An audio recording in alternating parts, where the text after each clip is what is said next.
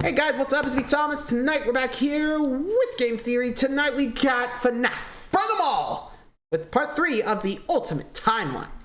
So yeah, last time, I think if I remember, we left off with, Afton becoming Springtrap. So now we'll be going into, the third game, FNAF 3, sister location, and FNAF 6. So I think we're just about there, so we just got a few more. I think we're almost to the glitch trap era, so without any further ado, be sure to like, subscribe for more. Hope you enjoy. Let's go.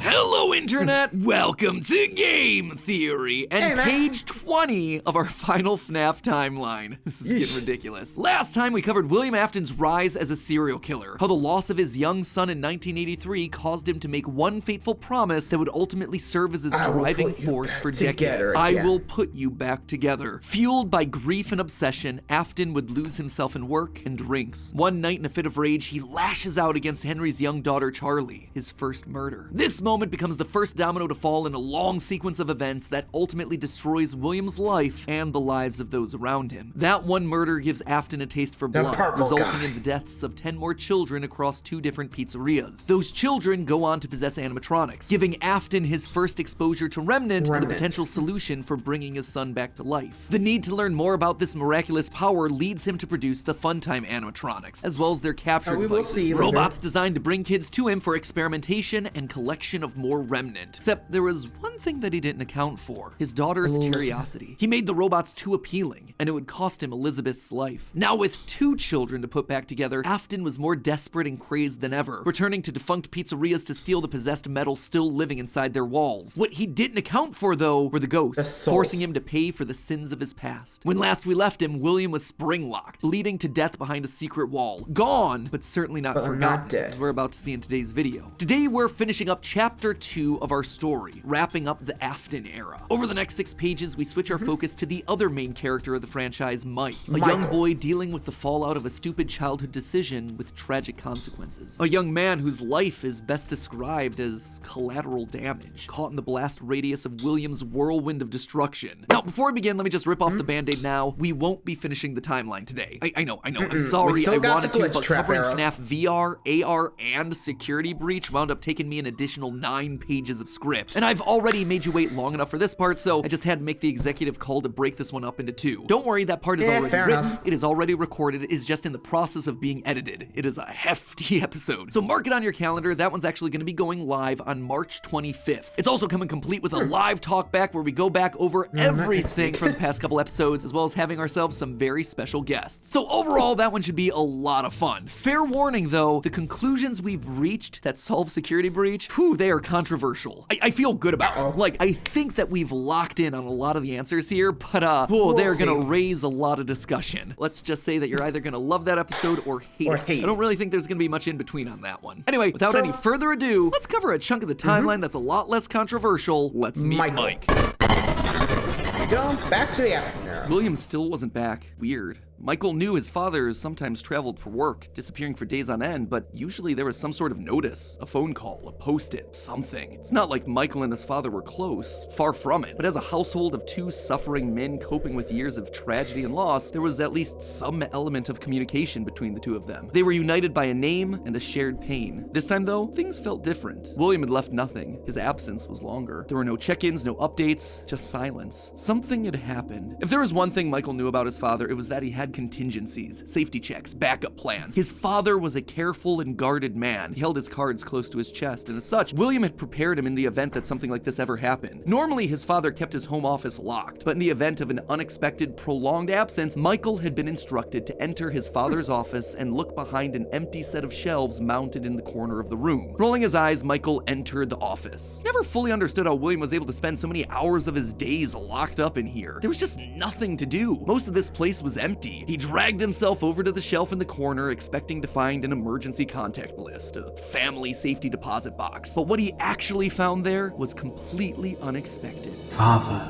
it's me, Michael. I did it. I found it. It was right where you said it would be. The shelf swung open and revealed a giant industrial elevator, one that led straight down into an underground bunker. But that was impossible. Hidden inside his childhood home was a secret entrance to an enormous underground science lair? It didn't make any sense. Yeah, that does not sound good. It didn't make any sense. And yet, here it was, mapped directly underneath the floor plan of the house that he'd grown up in, lost his brother in, been tortured in. Michael thought that he'd known his father, a prideful, sad, angry man with petty, everyday problems, but clearly he'd been living with a stranger this entire time. His father had secrets. Suddenly, the days of William being locked inside of his office made sense. He'd been here the entire time. Where was here, though? Was this Circus Baby's entertainment and rentals? The Circus Baby restaurant always did seem to be a deeply personal project for father. A failure of his that cut unusually deep, especially after that first location had to be closed prematurely due to the gas leaks. After that day, father really did seem to change, to lose himself even more in his work. Clearly, the entrance he had found was some sort of secret back way into the facility, one that required crawling through vents to navigate. His father had been working here, but in secret. Why? And that's when he found her. At the end of the facility, Circus Baby. His father's pride and joy. Except something was different about her. She wasn't like the others. The way she talked, the stories she told. This wasn't just a robot. She was alive somehow. And not only was she alive, she also felt familiar. There is something bad inside of me. I'm broken. I can't be fixed. Will you help me? Was this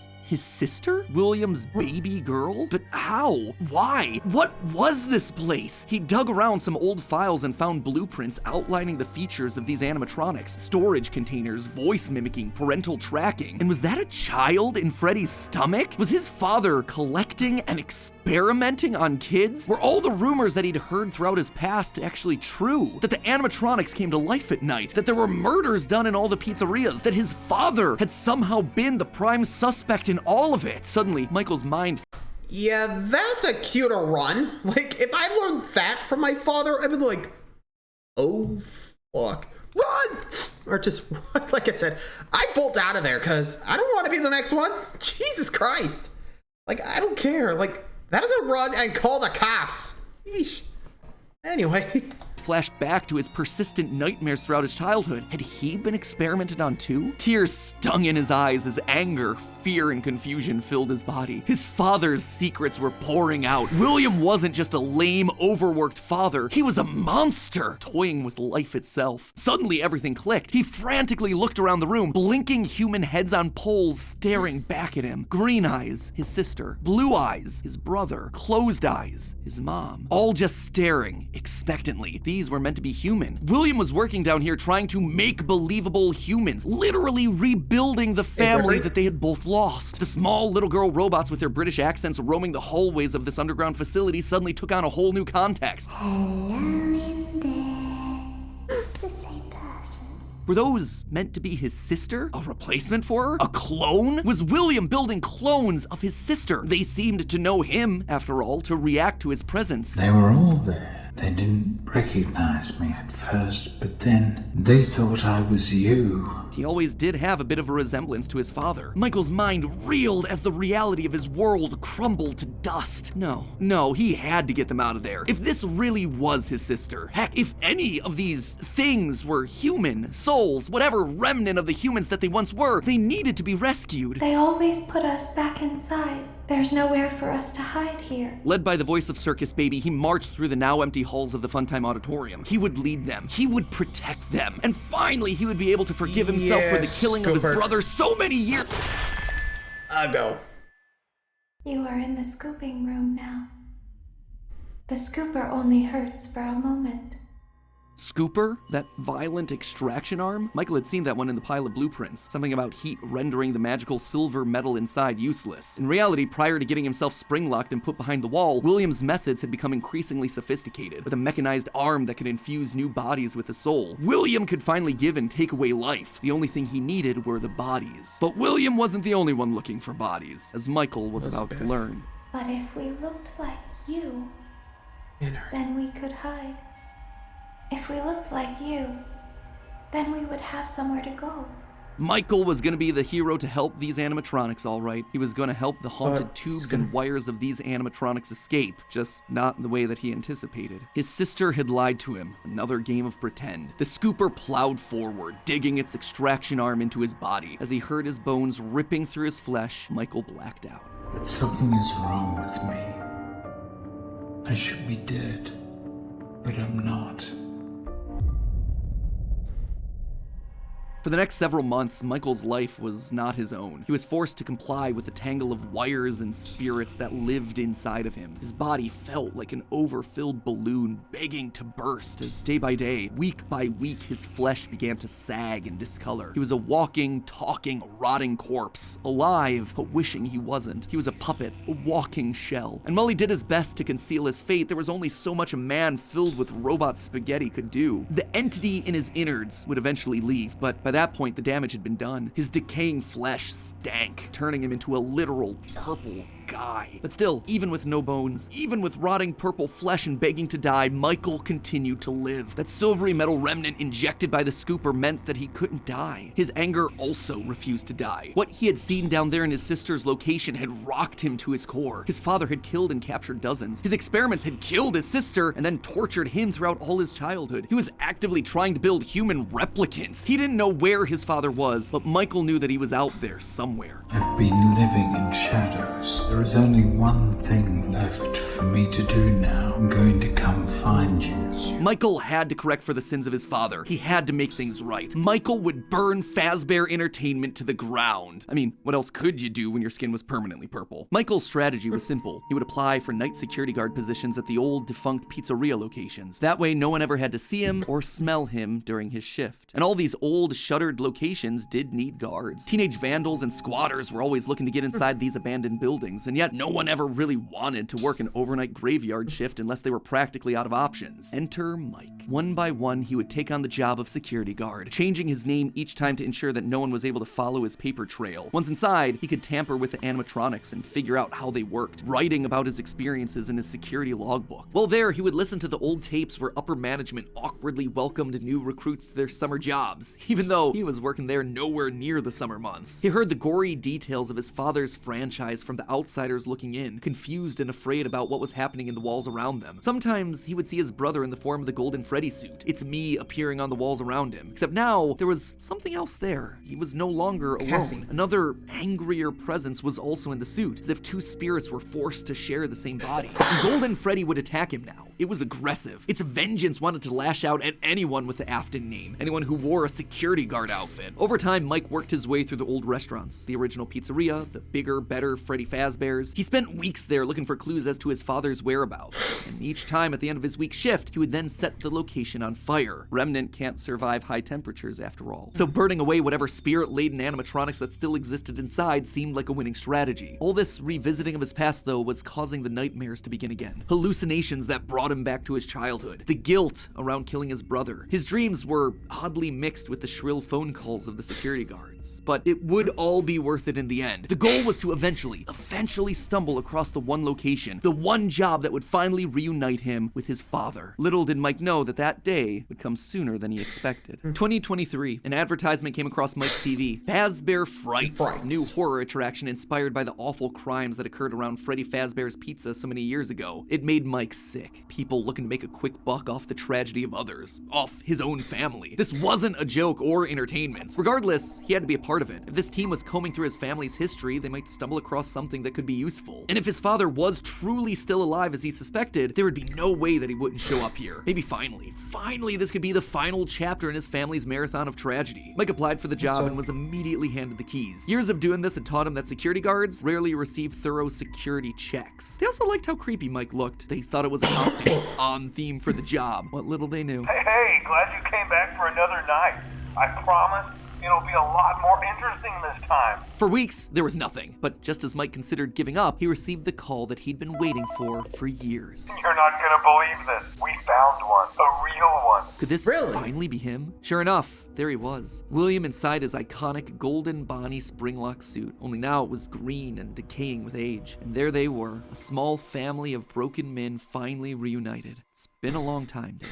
Mike had always struggled with the phantoms of his past haunting him, but now all the animatronics he'd encountered over the past months, hopping from pizzeria to pizzeria, suddenly sprang to life, their burned faces haunting him as he tried to keep track of his father on the cameras. It would seem that William's mere presence had put the spirits on high alert. Ultimately, they were harmless, more annoying than anything else, but there was one that felt different from the others, one that was more than just a mere phantom, the security puppet. If he looked at the cameras at just the right moment, he could see it floating there through the halls.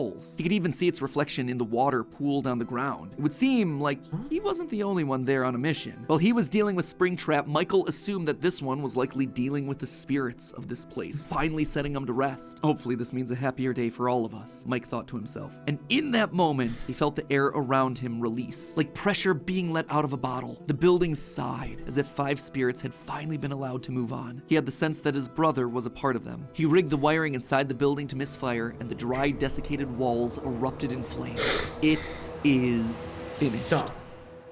So he thought. Except it was not. Somehow, through sheer force of will, Afton remained. He had survived, and Mike would need to find a new way of finishing off his father. Luckily, the solution would present itself later that year. Not from Mike, but from another victim that had been left in his father's wake. We're talking about becoming a Fazbear Entertainment franchisee. Restaurant ownership and management. Something almost anyone can do with a limited degree of success. You are now the face of the newly rebranded Freddy Fazbear's Pizza. Fazbear Entertainment as a brand had been closed for years. William had been stuck in a suit and a wall. The only person who legally could bring the franchise back was Henry, but he'd largely pulled out of the franchise around the time of his father's disappearance. Something was up. Surely this had to be some kind of a trick, right? Mike, doing what he did best, applied for a franchise and immediately got the job. There was just one thing out of the ordinary. Paragraph 4. If you are playing this tape, that means that not only have you been checking outside at the end of every shift, as you were instructed to do, but also that you have found something that meets the criteria of your special obligations under paragraph 4. No employment contract he'd ever signed required him to keep special lookout for independently moving animatronics outside the restaurant. Now he knew something was up here. Henry was luring them all back. Rather than trying to go to them, like Mike had done for years, Henry was doing the opposite. He was putting them all under the same roof. He was finishing them off for good. Mike knew this wasn't meant to be a restaurant. It was meant to be a prison, a containment vessel, a locked box meant to trap them all in so they could finally end the madness. It took a few nights, but eventually everyone was there. His father, the puppet, the robot spaghetti that had once violated his body, and his sister, now hopelessly devoted to serve the man that had once gotten her killed. It was time. He had been instructed to seal the doors and leave, but while he locked everything down, he didn't move on. If this was truly meant to be the end, if the remnant needed to be washed away, he needed to be a part of that. This is where your story ends. And to you, my brave volunteer, who somehow found this job listing not intended for you. Although there was a way out planned for you, I have a feeling that's not what you want. I have a feeling that you are right where you want to be. And to you monsters trapped in the corridors, be still and give up your spirits. They don't belong to you. For most of you, I believe there is peace and perhaps more waiting for you after the smoke clears. Although for one of you, the darkest pit of hell has opened to swallow you whole. So don't keep the devil waiting, old friend. And with that, it was over. The Afton legacy died with all of them trapped inside of a literal box. As the flames danced around the office, Mike, for the first time in decades, was happy. But William wasn't gone yet. Although the darkest pit of hell was open and waiting for him, something or someone wouldn't allow him to move on. Instead, he found himself locked in moments from his past. The pizzeria, his son's room, his underground bunker. It was as if his brain's neurons were all firing at once, overloaded, mixing and matching all his biggest fears, regrets, failures. What was this place? How did he get here? He called out into the silence.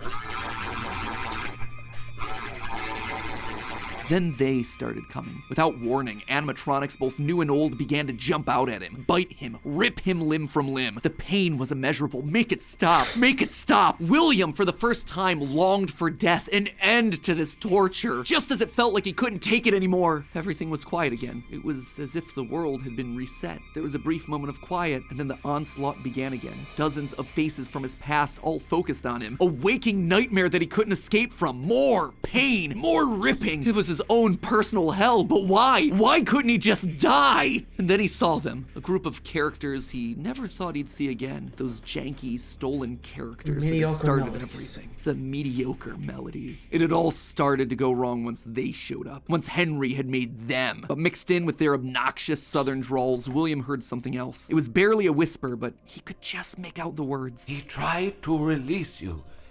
He tried to release us. But I'm not gonna let that happen. I will hold you here. I will keep you here. No matter how many times they burn us. That voice. He knew that voice, but from where? Greetings from the fire, and from the one you should not have killed. The one he shouldn't have killed. William thought back. He'd done a lot of awful things, but there was always the one that stood out. Not Charlie, his drunken act of revenge. Not Susie, his first true murder, no. Instead, it was the one that he had lost control with. The one that he had broken beyond repair for no good reason other than because he could. The one that he'd stuffed inside the golden bear that his partner used to wear. Cassidy. They were back, and now they were trying to punish him, to make him suffer like he'd made them suffer. It was almost like William and Cassidy's souls had been locked together, fused by a collective rage and spite, each refusing to move on. But while Cassidy was so focused on taking revenge, they actually did the one thing that would be the downfall for so many others. They kept William alive. Even though fire should have destroyed the remnant that was coursing through his being, Cassidy kept William breathing, paving the way for his escape. William's will was so strong, his soul so powerful that he managed to put a part of himself inside the circuitry that housed the spring-lock suit. And there, his consciousness lay, inside a single circuit board, waiting for someone to find him and set him free. A person that no one would suspect. Okay, so a bit of a shorter chunk, but an important one as we shift perspectives to Mike and tell his side of the story. And with FNAF VR, AR, and Security Breach having so much to explain, I didn't want to rush through things by trying to cram it all in here. Don't worry, I know you've all been patient. The final video is happening on March 25th. That is locked, it is getting ready to go. Trust me, I want this thing to be over and done with as much as you. I am not just stretching it out for the views. But before we wrap up for the day, I did want to talk about the big Orville elephant in the room, Mike's quest for revenge. You might have noticed that I was vague about the dates, and there's a good reason for that. I don't know them. There is no good way for me to make them fit in. Here's what I do know. We know with a high amount of certainty that Michael Afton is the character that we play as up until Ultimate Custom Night. Mike Schmidt and Fritz Smith, the security guards for FNAF 1 and FNAF 2 respectively, get fired for, quote, tampering with the animatronics and odor. So weird connection between the two of them, right? But now, look at the phantom animatronics that are haunting us in FNAF 3. They use models from both FNAF 1 and FNAF 2, meaning whoever is sitting in that security guard chair, Fazbear Frights, they have to have seen both locations and their animatronics. And that's not all. Their designs are burnt. It's a weird detail in the game, and it's something that the character encyclopedia repeatedly calls attention to. The burned texture for these phantom animatronics. Why is that so unusual though? Fazbear Frights is the first time in the franchise that we hear about anything burning down. From that point on in the story, it's like the characters turn pyro and are suddenly setting fires left and right. But for the first 3 games, nothing ever catches fire. The animatronics are just moved or repurposed in some way. So when did they burn? And why would our security guards see them as being burned? Someone has to have been going location to location, setting these places on fire, purging the sins of the past. We know we're definitely playing as Mike and Sister Location in FNAF 6 based on the in-game dialogue. And in FNAF 4, there's an Easter egg where we can hear the phone call from Night 1 of FNAF 1, meaning that whoever's in that bedroom has heard the recording as a security guard. We also know that Mike has seen the nightmare animatronics based on his drawings in the security logbook. So overall, there is solid evidence that connects all of FNAFs 1 through 6. You'll also notice how the character encyclopedia doesn't have a page for Mike Afton. This thing has a page for Chocolate Bunny Bonnie, but not Michael? Some tells me they don't want us to confirm how many games he's been in, because that would confirm too much of the theory. In short, this gives us an incredibly compelling and complete narrative. Mike as our protagonist, and William, his father, as our antagonist. Mike accidentally kills his brother in Fredbear's mouth, which begins our story and sets William down his pathway of destruction. Mike is then haunted by the guilt of his past and is looking to make things right across the rest of the games. In Sister That does sound about right. I mean, like I said, that was my father, or at least something. I try to make it peaceful, but oof. Really goes to show you, Revenant is made from hatred and rage, after all. Keeps on going. Oof. Though the fact that William was able to realize, oh hey, if I hit him up, I'll get him. Easy enough. Yeesh. But still, poor Mike. He got played. But at least he made a good thing out of the situation. Read all the souls. At least the souls of the others, you know? Anyway. location, he learns what his father's been up to and realizes what he has to do to correct it. After failing to finish the job in FNAF 3, he ultimately helps Henry end it all in FNAF 6. It is great. It is a clean narrative. There is just one problem: timing. Mike's quest can't really start until he's been down to sister location, seen baby, and gotten himself scooped. That's when he finds out about Afton's secret life. It's also when he's gonna start to smell, because, you know, he's a walking, talking, rotting corpse. And we know that he's not going down into the bunker until the Funtime animatronics have been made, Freddy's has been closed, and Afton is out of the picture. That all should be happening post-1993, after William is sealed behind a wall. But that then presents us with a few problems. Afton has already dismantled the original animatronics as we see in the FNAF 3 minigames. How are those things getting burned if they're already deconstructed? But more importantly, we see FNAF 2 paychecks with the date 1987. That is way earlier than I think it can be. To be fair, Fritz Smith's pink slip on night 7 doesn't have a date, but it's a bit weird to say that the first few nights are in 1987 and then employee number 3 is hired on years after the restaurant closes. Anyway, just wanted to call that out because I don't have a solid answer for it, and I'd love to see your comments down below. And with that, my friends, this chapter comes to a close. We'll see you on March 25th for the grand finale as we cover the final 3 games in the franchise and the controversial answers we think solves what those games were trying to tell us. Until then, my Faz heads, remember, even though Afton kinda succeeded in being brought back to life, gotta admit, he's still looking a little bit on the dry, dehydrated side. I suppose 3 fires and being dead for a decade will tend to do that to you. Fortunately, thanks to today's sponsor, Era, I think we can help him out. Yeah, I'm good. So yeah, that's a sponsorship. Anyway, so let me know what you guys think. Whew. Man, long one. But anyway, thanks for watching. Let me know what you guys think of the timeline so far. Honestly, we don't really have, like, you know, a timeline, but I think we can go with sister location being first, pre-1987, or at least 1983. Whatever, right? Anyway, since, you know, we don't get a paycheck for 3 or sister location, we can't really confirm. So, yeah, place them in a certain order is really difficult. So, we could just go with, say, you know, 5, since this location, that's where he's got to get scooped. Then 1, 2, 4, you know, start his quest and, you know, get the nightmares going. Or we could go 5, 4, or 5, 1, 2, wait. Okay, yeah, I think I was right. It's game 5, social location. Then the first one, the second one, the 4th game, aka the nightmares, and then 3. I think that's how it goes. Then we'll go to 6. At least that's how I see this thing happening, but been around before. So anyway, hope you guys enjoyed that one. I'll see you on the 25th for when we take a look at the last of the timeline videos. And until then, like, subscribe for more. See ya.